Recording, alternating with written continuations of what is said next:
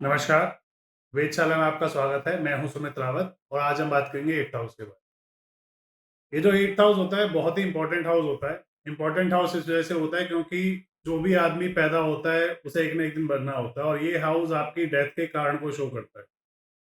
कारण को शो करता है, ये बताता है कि आपकी डेथ आपके घर में होगी, घर से बाहर होगी। आपकी डेथ का रीज़न एक्सीडेंट तो नहीं होगा, बीमारी तो नहीं होगा, आपकी डेथ का रीज़न किसी जानवर की वजह से आपकी डेथ तो नहीं होगी, कहीं आप पहाड़ से नीचे गिर के तो नहीं मर जाओगे।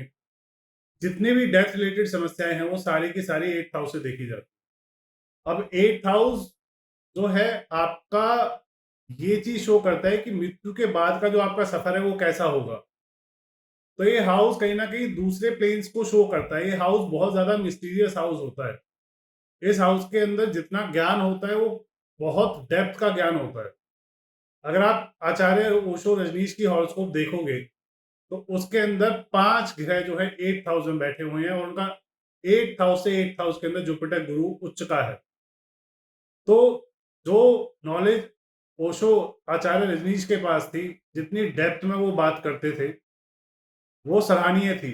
अगर आप उनकी हॉरोस्कोप को देखेंगे, अगर आप उनका 8th हाउस को लगन लगा लेते हैं, बना लेते हैं, तो आपको काफ़ी सारी चीज़ें समझ में आने लग जाएँगी 8th हाउस के बारे में। 8th हाउस अंडर वाटर चीज़ों को दिखाता है, अंडर अर्थ चीज़ों को दिखाता है, गड़ा हुआ धन दिखाता है, आपके सडन प्रॉफिट्स दिखाता है, आपको सडन लाभ शो करता है अपने प्रोफेशन से, क्योंकि ये 10th हाउस से 11th हाउस हो जाता है, आपके कर्मों के द्वारा लाभ अर्जित किया हुआ। ये हाउस आपकी वाइफ के हाउस से सेकंड हाउस होता है, आपके ससुराल को शो करता है, आपकी वाइफ की अर्निंग सोर्स को शो करता है। आपकी बॉडी के अंदर ये हाउस आपके पेल्विक रीजन को शो करता है, आपके पेल्विक रीजन की स्ट्रेंथ को शो करता है, उससे रिलेटेड सारी बीमारियां शो करता है। अब 8th हाउस से 5th हाउस जो होता है वो 12th हाउस होता है और 8th हाउस से 9th हाउस जो होता है वो 4th हाउस होता है।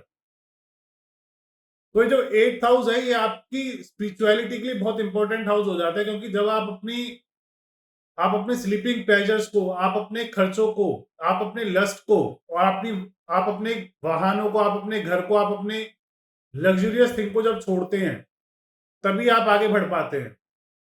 अब 8th हाउस में जो भी प्लेनेट आके बैठता है वो उसी के हिसाब से अपना असर देता है।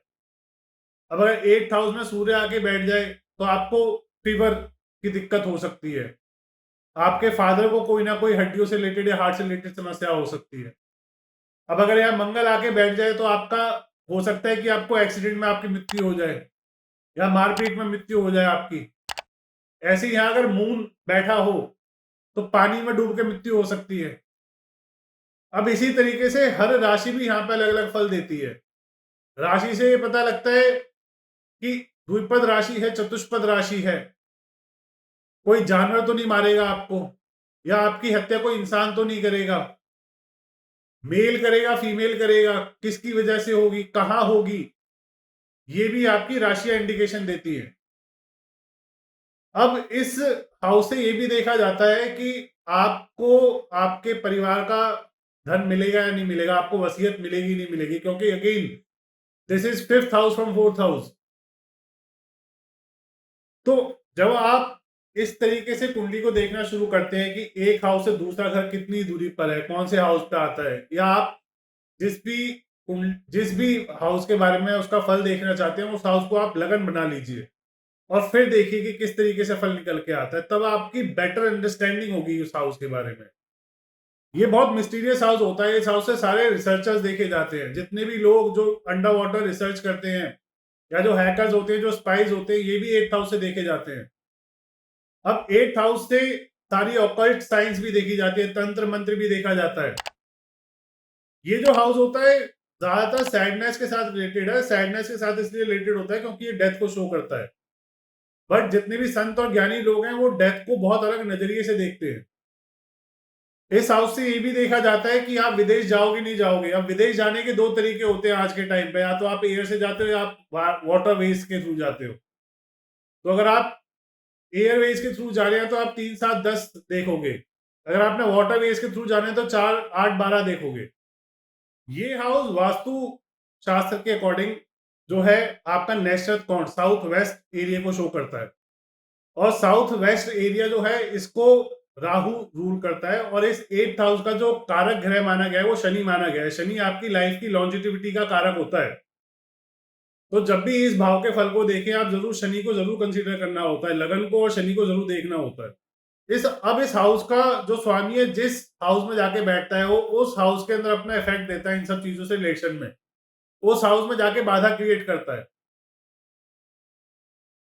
अभी हम नेक्स्ट वीडियो के अंदर ये बताएंगे कि किस तरीके से जो प्लैनेट इस हाउस में आके बैठते हैं वो कैसा असर डालते हैं।